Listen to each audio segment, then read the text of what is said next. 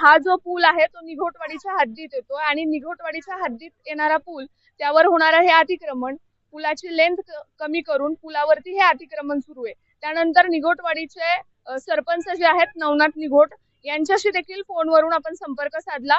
त्यांनी देखील हे सांगितलं की हद्द निश्चित झालेली नसताना देखील यांनी अतिक्रमण हे चालू ठेवले, परंतु निघोटवाडी ग्रामपंचायतीने नोटीस बजावून सुद्धा हे अतिक्रमण चालूच आहे, म्हणजे काम थांबवलेलं नाहीये।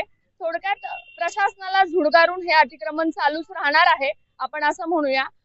म्हणजे प्रशासनाला देखील केराची टोपली दाखवली आणि अतिक्रमण चालू ठेवलंय।